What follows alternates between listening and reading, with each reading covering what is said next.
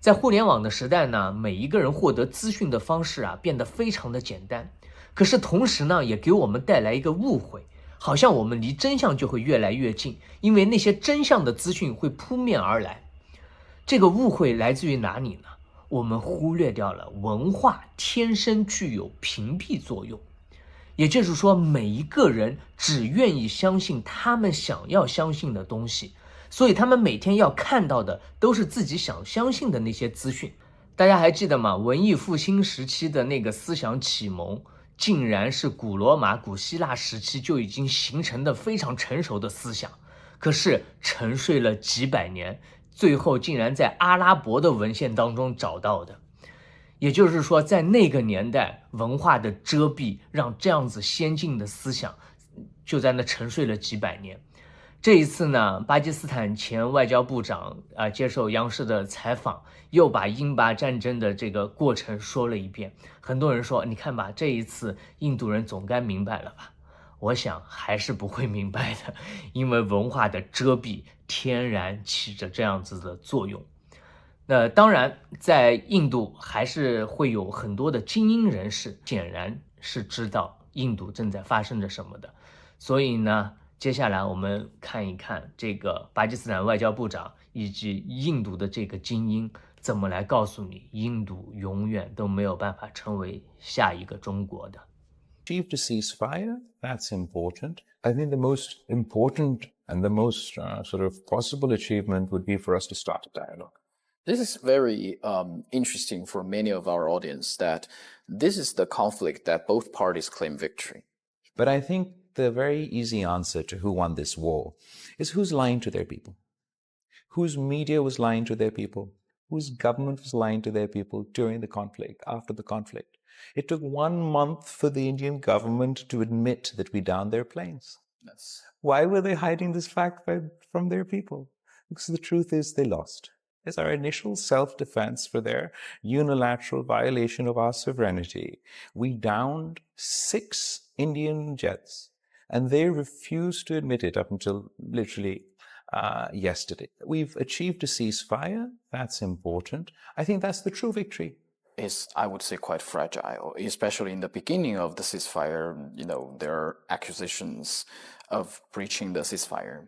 How are you planning to make this fragile ceasefire to be like what you said, a permanent one?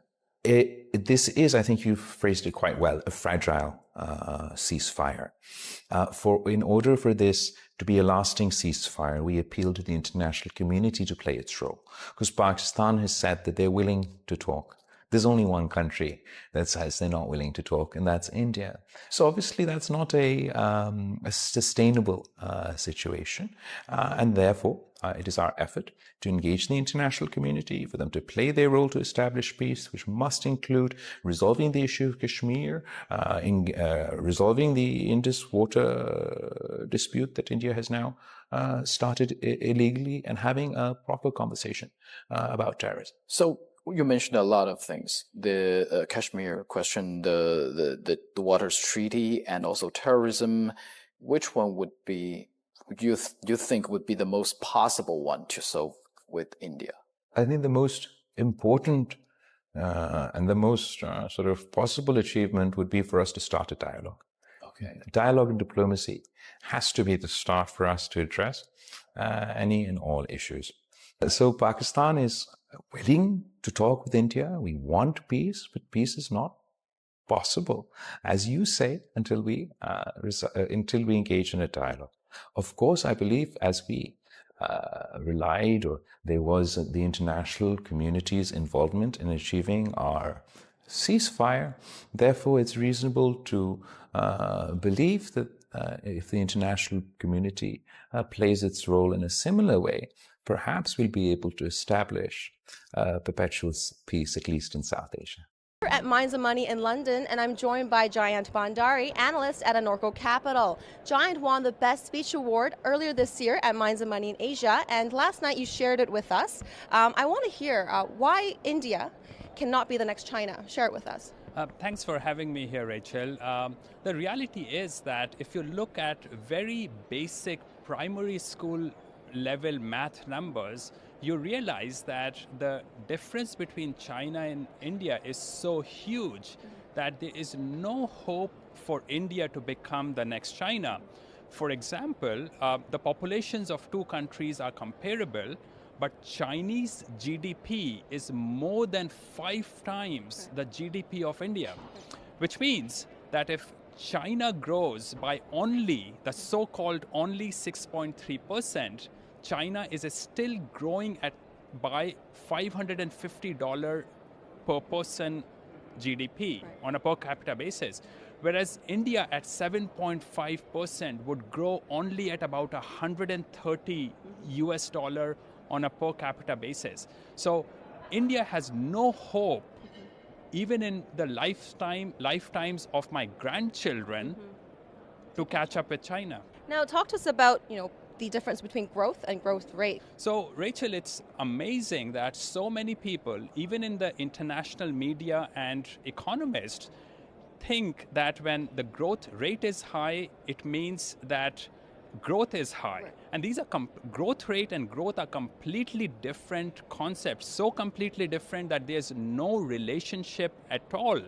As I was saying, with $9,000 per capita GDP in China, 6.3 growth rate translates into $550 per person of growth every year.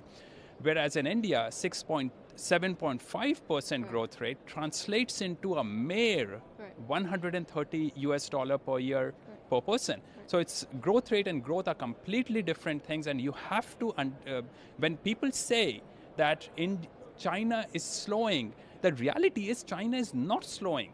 It is still growing, but it is the rate of growth is falling, and this is a complete difference of definitions. Right. But your opposition may say, but India has a very young population. There's still potential there. What is your response to that?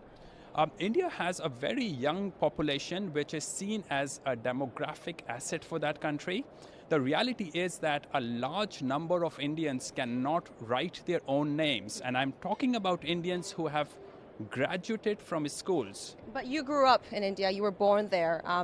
What are some things that you've heard from other people that you have to go up against?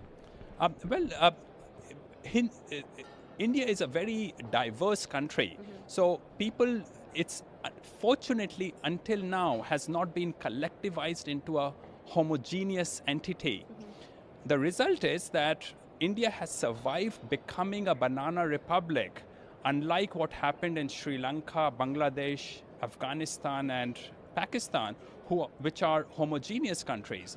But now, actually, India is becoming a homogeneous country under the umbrella of nationalism. The thread of nationalism is weaving the country together. Nationalism is increasing, which is also helping Hindu fanaticism from increasing, and this will lead to India becoming a banana republic very rapidly, in my view. Most of this synchronous growth, in my view, that happened in the emerging markets happened because of internet. They were able to transfer the technology very cheaply and very rapidly. The result is that these countries that have historically depended themselves on Western technology could bring that technology very rapidly, and now those low-hanging fruit have been plucked, and most of these countries are now stagnating.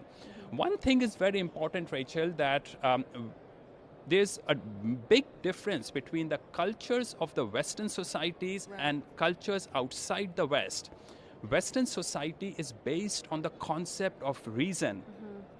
Most of these societies outside the West, and I'm talking particularly about India here, is an extremely superstitious and irrational society, which means that they don't have their own creativity. They don't have their critical thinking. They don't have the reasoning capacities. So once they have absorbed the free gift of technology from the West, they will stagnate. There is no other possibility for these people. Right. Well, lastly, at the Mines and Money in London, one of the topics was, can India be the next big mining industry? Obviously, you'd like to disagree. Can you go on some points on that? Well, Indian government never does anything right, and doing business is almost impossible in India. I have met businessmen in India last week, and they were telling me that they are closing down their business because the government is becoming extremely rapacious and more corrupt and very heavy-handed. Now, mining industry actually makes the situation much worse than for the normal industry, because the property rights and the local issues come into play as well. So mining industry is not going to develop in India anytime soon, really. All right. And I have no hopes for the mining industry in India. All right. Well, again, thank you so much for everything you shared with us. Thanks for having me, Rachel. At Minds and Money in London, I'm Rachel Lee for Small Cap Power.